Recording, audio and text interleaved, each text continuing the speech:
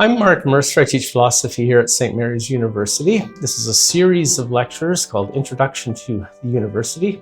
A first look at professors. Why talk about professors? Well, the two most important groups on any university campus are the professors and the students. And in my experience, neither knows much about the other. Maybe it's a good idea that professors don't know too much about their students, but I do think students should know a lot more about their professors. So let me tell you a bit about what professors do and why they do it. There are three things professors do as part of their professional responsibilities: research, teaching, and service. What does research encompass? The term research is a bit misleading because I'm talking about professors in English and anthropology and philosophy, as well as professors in sociology and the hard sciences. We understand research quite well when we're talking about physics or chemistry, setting up experiments and recording the results. But the term research is used in universities is much broader. So it encompasses interpretations of poetry, of social phenomena, anything.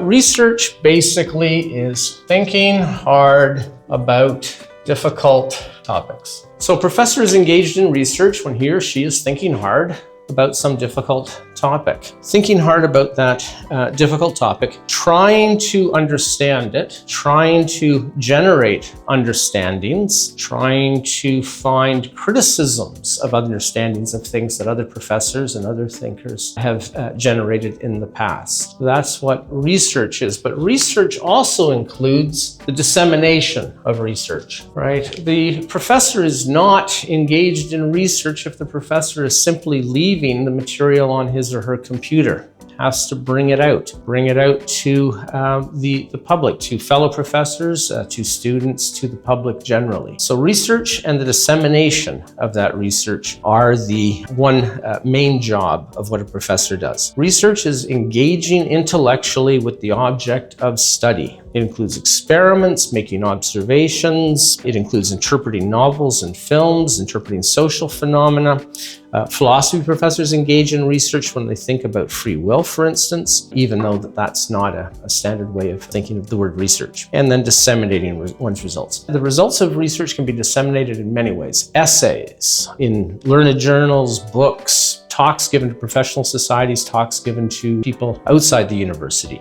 Writing for newspapers to explain what they've been doing, that too is dissemination of research. So to sum up, research consists simply in thinking hard about things and explaining one's hard thoughts to others. Second activity that professors engage in is teaching. Now, teaching involves talking to students about one's research or the research of others, certainly, but it includes much more. Everything that professors do in order to help students become competent intellectuals is part of their job of teaching. Creating syllabi, recommending readings, mentoring students, helping them through their programs as well as in their courses. All of that counts as teaching. Now, teaching and research are not entirely independent engagements. Each informs the other. University teaching depends on research, on thinking hard about things. So that is to say, unless a professor is actively pursuing research, that professor won't excel at bringing his students into the world of study. So I want to say that research and teaching are not two independent things. Teaching depends on research. If the professor is not an active researcher, then the professor is not doing university teaching. The teacher must be engaged with the subject itself if he or she is to help students become engaged with the subjects and become competent researchers themselves. On the other hand, teaching depends on research. I don't think research depends on teaching, but that doesn't mean that there's an independence there either. Teaching helps the professor to understand what's going on. If one can't explain something well to students, then one doesn't know it very well to begin with. So a professor has to be concerned to help his students become competent intellectuals, and in helping them become competent intellectuals, he draws on his research. As a researcher,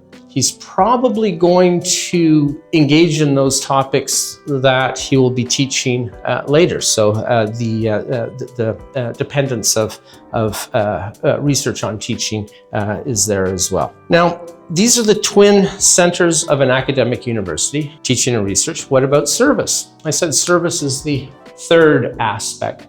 Now, some people say that research should consume 40% of a professor's professional life, teaching 40% of a professor's active work, and service 20%. That's rather artificial, of course. We can't assign percentages to these things. But certainly, without research and teaching, a university has no business doing anything, and so service cannot exist without research and teaching. What is service? Service, like research and teaching, has to be aimed at the intellectual life of the people involved at the university, the people who occupy the university. Service consists in the care and feeding of the university and of institutions and practices and programs that serve the intellectual life of people.